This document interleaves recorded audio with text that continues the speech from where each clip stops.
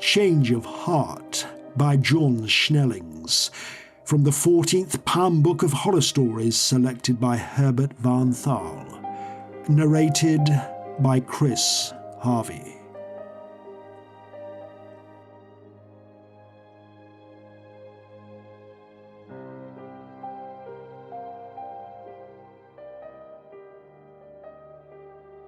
Staring down at the ashtray, Paula Roberts crashed her cigarette out and immediately reached for another. She watched her hands as she lit it, aware of their unsteady trembling. She wondered if they would ever stop.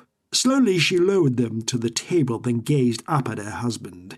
It was quiet in the small kitchen. Only the dull humming of the refrigerator and the occasional clinking of Mike's fork interrupted the intense silence. Looking across the table at him, Paula wondered how he could just sit there, stuffing himself and acting as if nothing were happening. He always seemed so calm and so unconcerned. The least he could do, she thought, was act as if he half believed her instead of making her feel as though she should be locked away somewhere. Paula sighed. She didn't know how much longer she could go on this way, being afraid day after day, night after night, watching, waiting, listening to every little sound, jumping at the slightest movement. It was enough to drive anyone insane. She was afraid to go out of the flat, afraid to go to sleep, even afraid to move from one room to the other. If only she had someone to talk to, she told herself, things wouldn't be so bad. But she had no one, not even her husband. Suddenly she noticed he had finished eating. "You want me to make some fresh coffee?" she asked, surprised at the weakness in her voice. Mike looked up at her without expression. What did you say?" he asked. "I said, do you want me to make you some more coffee?" "No," he mumbled, glancing at his watch. "I'm running late now." He gulped the last of his coffee, then rose slowly to his feet. He was a tall man with thick, dusty brown hair and a longish, good-looking face. His eyes were blue and alert, and he looked much younger than his 38 years. He retrieved his jacket from the back of his chair and piled it on. He glanced around the kitchen, slapping his hands against his pockets. "Have you seen my pipe?" he asked. "It's on the coffee table," Paula answered coldly. "Well, I guess I'd better get going." Paula gazed down at the table. Nervously, she began twisting her wedding ring around her finger. It was a wide gold band with a single diamond in its centre. "Can't you stay home tonight?" she asked, almost in a whisper. "No," he said shortly. "You know I can't. Mr. Dunninger wants those house plans finished by Friday. If I don't have them ready by then, I'm out." There was a long pause. "Listen," Mike said. "You'll be all right. Just try to get some rest and try not to think about anything." "You mean try to keep my imagination from running away with me, don't you?" Mike sighed heavily. "Oh, don't worry," Paula said bitterly. "I'm not going to say anything else. It wouldn't do me any good anyway." Mike checked his watch again. "Look, we'll talk about this tomorrow," he said. Paula looked up at him, tears forming in her eyes. "You don't believe me now. Why should it be any different tomorrow?" Mike dug a cigarette from his shirt pocket and lit it.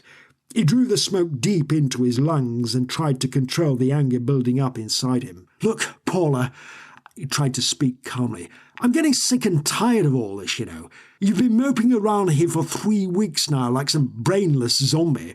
I hardly even know you anymore. When are you going to straighten up and forget all this nonsense?" "Nonsense?" Paula cried. "I tell you that a man is going to kill me, and you call it nonsense. Why should anyone want to kill you? There's just no reason." Mike stopped abruptly and threw his hand up, like a policeman holding back the traffic. "Wait. Oh, I forgot. You said he was a cannibal, and a cannibal does need fresh meat." "Stop it!" Paula broke in. "You make it sound as if it's all a big joke, something to laugh over with the boys at the office. But everything I told you is true. I saw it with my own eyes. You should be the one person that would believe me." Mike began pacing the floor. "Oh, you don't start getting hateful," he said. "Well, I'm tired of you avoiding me all the time. You sit around here giving me those looks of yours as if I'm out of my mind or something. Do you think I'm making all this up?" "No, of course not. I just think you need a good rest. You've been cooped up in this flat too long and you've been watching too many of those film of the week things on television. Like that one, what was it? A vampire loose in Las Vegas? Oh, Mike, don't be ridiculous. Well, what you're asking me to believe is just preposterous." Mike crashed his cigarette into the ashtray and stood there, shaking his head slowly. "A cannibal next door? A man that kills dogs and cats, then eats them raw? It's the craziest thing I've ever heard." "It's not just animals," Paula snapped. "It was at first, but now it's humans too. I saw him kill that poor little boy, and then he—" Paula dropped her face into her hands and shuddered. "It was horrible. I'll never forget it. Never." Mike looked at her for a moment, then pulled his chair out and sat down. He rested his elbows on the table and massaged his forehead with the tips of his fingers. "Look, Paula," he said wearily, "the police have searched the entire building and they found nothing. There wasn't a hint that anyone had ever been there. That block of flats has been condemned for years, and with all that dust there would have been footprints or something, but there weren't any." Paula stared across the table at him, her bright green eyes filled with anger. She said nothing.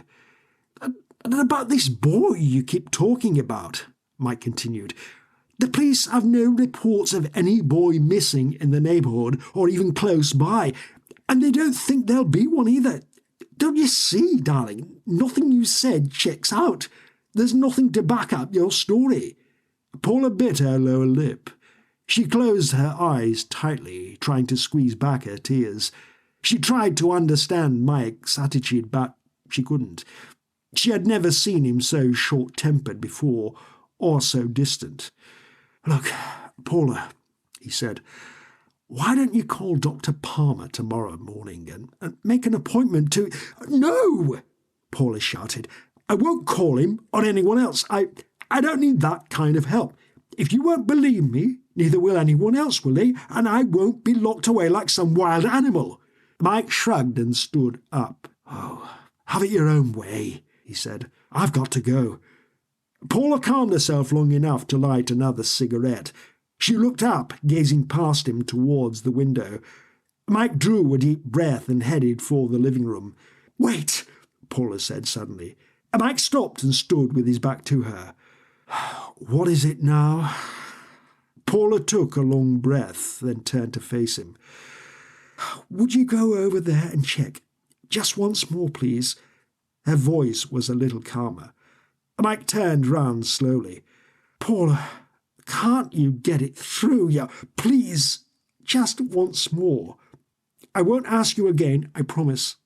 Mike was silent for a moment, then he said, "All right, but then this is it." He crossed the kitchen, jerked the cabinet door open and brought out his flashlight. He checked it, then walked round the table and, without looking back, went out of the back door. On the way down the narrow staircase he thought about the way he'd been acting. He felt confused, and back there in the kitchen he'd felt a fleeting moment of compassion for Paula. Pangs of guilt began gnawing slowly at his mind. He suddenly found himself wondering if he could go through with all this.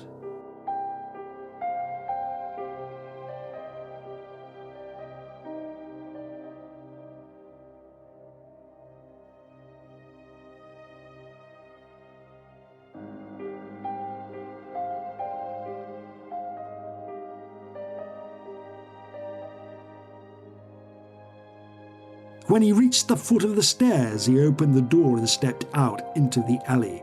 He shivered suddenly as a gust of icy wind licked at his face. It blew steadily for a few long moments, then stopped abruptly as if it had been shut off by a controlled switch. Mike drew his shoulders up and, pursing his lips, he crossed the alley. He paused at the door of the old building, then, turning his head, he glanced up at his kitchen window. Paula, as he had guessed, was standing there watching him. He waved to her with his flashlight, then, frowning, he pushed the heavy door open and stepped inside. He grimaced as the stale and musty air filled his nostrils. He switched on his flashlight and kicked the door shut with his foot. He stood in the hallway for a moment, shining his light through the murky darkness around him. The place was even worse than he'd imagined. Old clothes, shoes, tin cans, glass and broken pieces of furniture lay scattered from one end of the hall to the other. The ceiling was a river of cracks, and the thin, drab walls were full of jagged holes, some small, some large enough for a man to crawl through. Every corner held a thick network of dusty grey cobwebs. Mike aimed the light ahead of him and inched his way forward, carefully stepping over the debris. He wondered what Paula would say if she knew he'd lied about coming over here the first time, and that he had convinced the police that there was no need to search the place, that Paula was ill and just imagining things. Mike shook the thoughts from his mind and climbed the stairs, shivering in the cold, damp air. He reached the first floor and moved slowly down the corridor. After a few feet he stopped abruptly and stood rigid, listening. Something moved ahead of him. He flashed a light at the floor and caught a glimpse of a huge rat as it scurried across the floor and disappeared behind an overturned chair. He released a long breath and stood still for several moments, listening to it scratching at the wall. He knew now where all the holes came from. Uneasily he moved on, his light darting back and forth across the hall. There were several flats on each side, their doors standing open, a thin blanket of cobwebs covering their entrance, except for one. With reluctance, Mike moved forward and stepped through the door. "Hey!" he called out, flashing the light around the room. He listened, but there was only the death-like silence. Moving to the centre of the room, he called again. "Mr. Jordan! It's me, Mike Roberts. Where are you?" Silence. Mike started to shout again. Then he heard a faint rustling sound behind him. He whirled round, startled. "What the hell?" He flashed the light into Jordan's face. "Do you have to sneak up on me like that?" Harvey Jordan stood in the beam of the flashlight, squinting up at him with cold black eyes. He was an extremely short man with matted grey hair and grimy, tattered clothing. The light made his face look almost skeletal. "I wasn't sneaking up on you," Jordan said hoarsely. "I was merely walking the way I always walk. I'm sorry if I scared you." The old man's lips wrinkled into a grin, revealing large, yellowing teeth. "Would you mind taking that light off me?" Mike lowered the light. "What do you do? Live in the dark all the time?" "I have some lanterns," the old man said, "but I don't think it'd be wise to use them, you know. Your wife is probably looking over here right now." Mike turned the light off and glanced out of the curtainless window. From where he stood he could see his living room window clearly, but there was no sign of Paula. He turned his attention back into the room. It was so dark he could barely make out the stunted form of the old man in front of him. "Do you wish to see me about something?" Jordan asked. Grimacing, Mike backed a couple of steps. The old man's breath was as repulsive as his appearance. "No," Mike said. "Not really. My wife asked me to come over and look around again, that's all." "Oh, again? Were you here before?" "Well, as far as my wife's concerned, yes, I was. She thinks I've searched this place from top to bottom." "And how is she taking things?" Jordan asked. Mike fished a cigarette from his shirt pocket and lit it, his eyes closing at the sudden glare of the lighter. "Well, just as I hoped she would," he said, snapping the lighter shut. "You don't sound very enthusiastic about it. You're not getting cold feet, are you? Look, I gave you the money, didn't I?" The old man chuckled softly. "Oh, of course," he said, "but that still doesn't answer my question." Mike sighed. "No, I'm not getting cold feet. I'm just a little tired, that's all." A long moment of silence followed. Outside, the wind tore at a loose shutter and rattled the window. "What made you come up with such a wild idea?" Mike asked suddenly. "Why didn't you just use ghosts or something like that?" Jordan laughed. "Ghosts? No. If you're trying to drive someone insane, don't use the old ghost routine. It's too worn out. Seems like nowadays everyone has seen a ghost or two, but how many people have seen a real-life cannibal?" Mike dropped his cigarette on the floor and crushed it out with the heel of his shoe. "Yeah, I guess you're right," he said. "It just sounds so ridiculous." "Precisely." Slowly, Mike began pacing the floor, the boards creaking and moaning under his feet. "Yeah, I guess the crazier it sounds, the better it is," he said. The old man shuffled across the room and sat down on the dust-choked sofa. "I don't think your wife could get anyone to believe her, do you?" "No, I don't. All the neighbours avoid her as if she has the plague or something, and the police practically laughed in her face. But what really gets her, though, is thinking that I don't believe her." The old man chuckled again. "It won't be long now," he said. Mike shivered and stuck his hands in his pockets. "How the hell do you stand it in this ice bucket?" "Oh, I'm used to places like this," Jordan mumbled. "I don't think I'd feel at home anywhere else." "I don't see how you could feel at home here." The old man didn't reply. "Look, how much longer will this have to go on?" Mike asked impatiently. "You should know the answer to that better than I." "Well," Mike said, "she's in pretty bad shape, I can tell you that." The old man coughed and cleared his throat. "Well then, I think one more night should do it, don't you? You'll be rid of her by morning, I promise you." Mike stopped pacing. "You think they'll commit her that soon?" he asked. "They won't have any choice, will they?" Jordan replied. Wearily, Mike crossed the room to the door and stood there, staring out into the gloomy corridor.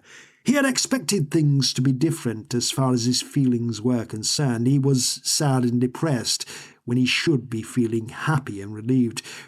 Things were going just as he planned. Tomorrow he'd be free to live his life the way he wanted to without having to answer to anyone for it. He could do what he wanted, go where he wanted, and see anyone he wanted without feeling like a criminal, but yet he felt miserable. Mike turned slowly and gazed down at the dim silhouette of the old man. "Look, I guess I'd better go," he said. Jordan stood up, yawning. "Is there anything else on your mind?" he asked. "No, I'll see you tomorrow." "Oh, I'll be here."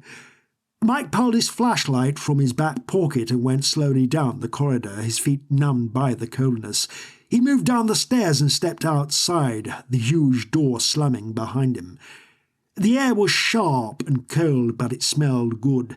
Mike breathed deeply for several minutes, then stood there wondering whether to go back to his flat. No, there would be too many questions Paula would ask, he told himself, and he just wasn't up to answering them. Frowning, he turned and walked down the alley towards his car.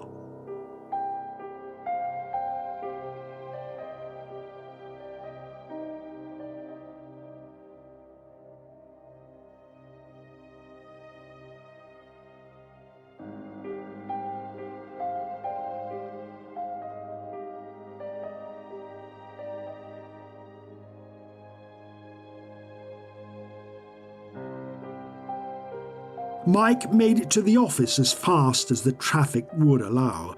He went in, removed his jacket and walked immediately to the huge filing cabinet against the wall. He took out the drawings, then turned and unrolled them across the drafting table behind him. He stared down at them for a moment, then slowly shook his head. He'd never finish them by Friday, he told himself. There were too many mistakes to be corrected, and all the dimensions had yet to be added. Frowning, he pulled the stool out and sat down heavily. He placed his elbows on the table and dropped his chin into his hands. He wished now he'd never started this crazy scheme. He was beginning to feel more and more guilty as the days went by. There were times when he felt unbearably ashamed and disgusted with himself. He wished there were some other way out. If only she would give him a divorce, he thought. But she would never do that. She wouldn't even consider it. How many times had she told him that she'd never let him go? 100? 1,000? He could just walk out, but that wouldn't solve anything. She'd follow him wherever he went, so she could go on making him miserable. Mike sighed and picked up his pencil. He bent and scribbled a few numbers on the drawing, his pencil moving in slow, laggard strokes. After a moment he stopped and looked up. Damn her! If only she'd kept off his back. She was always nagging, always complaining about something, and always getting upset at the least little thing. And jealous. According to her, he had a woman hidden in every closet in the house. If he had had all the women she had accused him of having, he'd be dead and in his grave already. Mike put his pencil down and lit a cigarette. Of course, he thought, she hadn't always been like this. The past seemed a long way off, but there had been times when she had been wonderful to be with. When they were first married, he reflected, things were great. They laughed together, played together. They made love as if there wasn't a tomorrow. He wished things could be like that again, but those days were gone. They were buried. He hated doing this to Paula, though.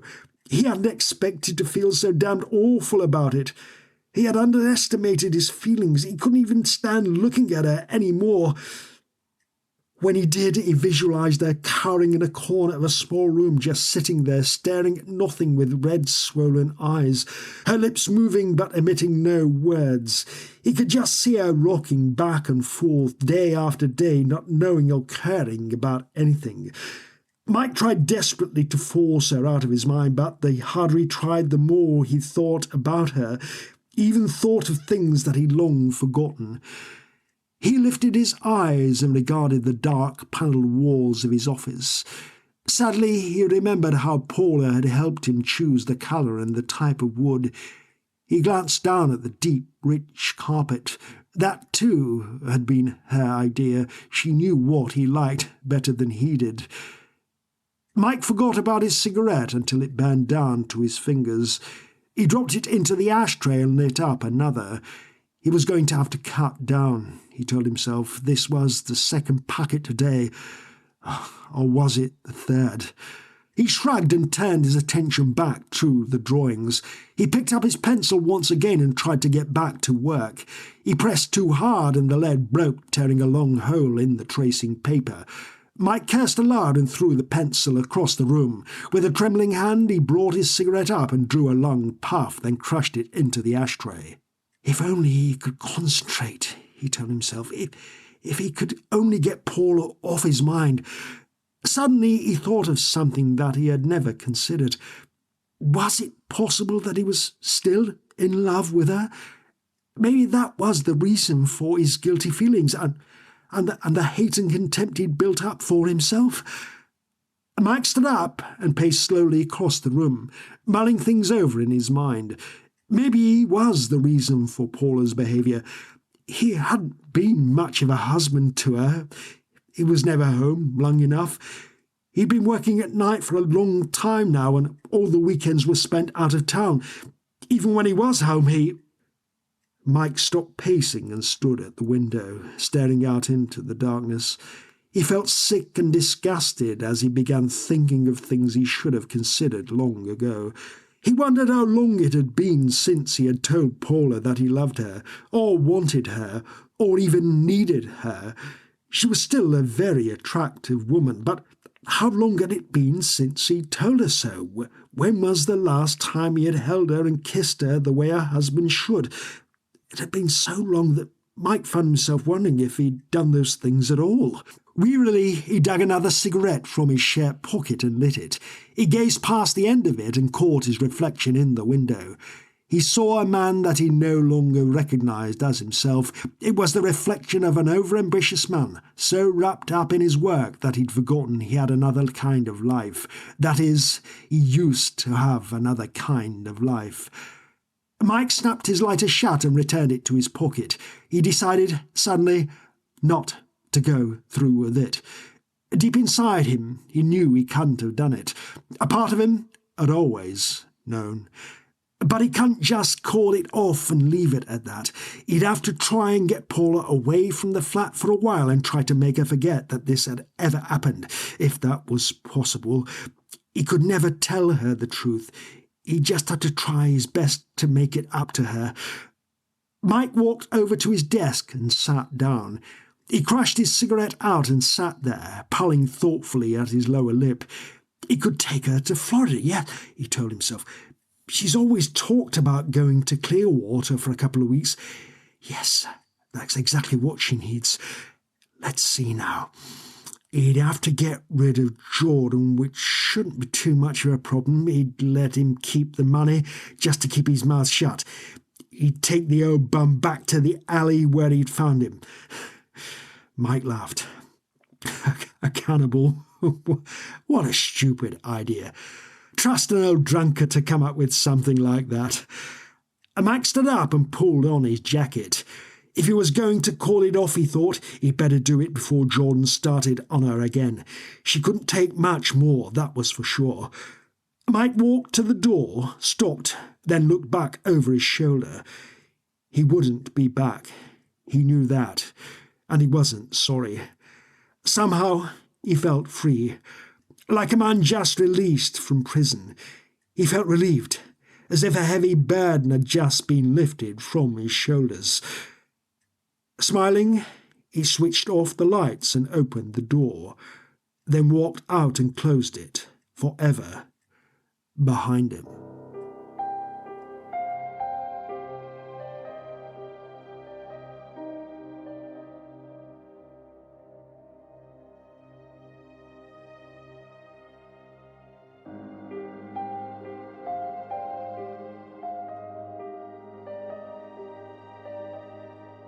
When he got back to his block of flats, Mike parked his car near the alley and walked immediately to the building where Jordan was staying.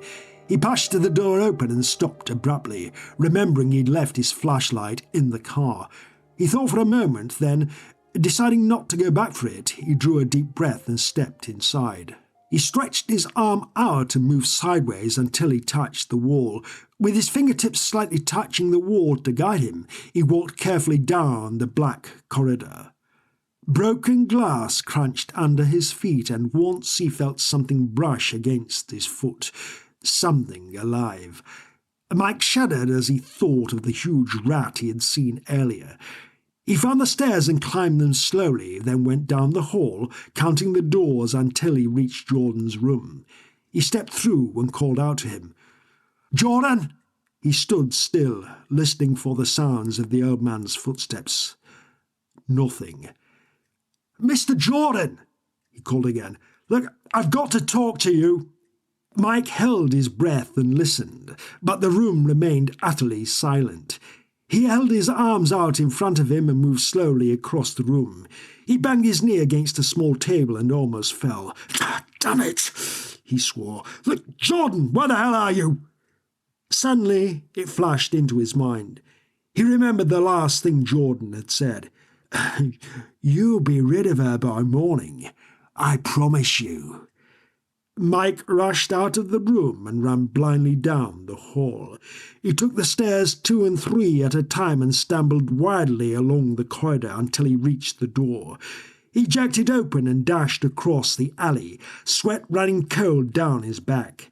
He opened the small door leading up to his flat and climbed the narrow stairway, his heart pounding violently against his chest. There was a strange odour in the air. Something like the smell of stewed beer. Mike reached his kitchen door and tried to open it. It was locked. "Paula!" Mike pounded on the door. "Paula! Answer me!" Silence. "Paula!" he cried. "For God's sake, open the door!" There was no answer. Mike took a firm hold on the doorknob and with all his strength slammed his body against the door. It splintered open and Mike stood there, frozen to the floor.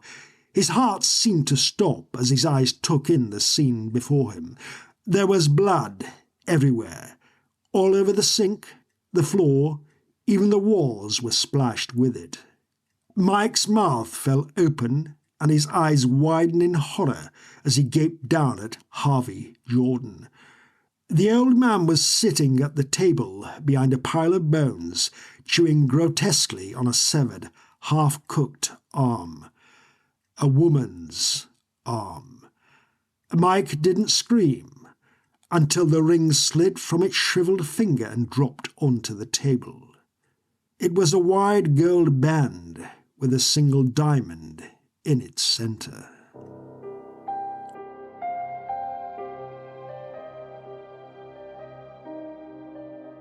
Change of Heart by John Snellings, from the 14th Palm Book of Horror Stories selected by Herbert Van Thal. Narrated by Chris Harvey.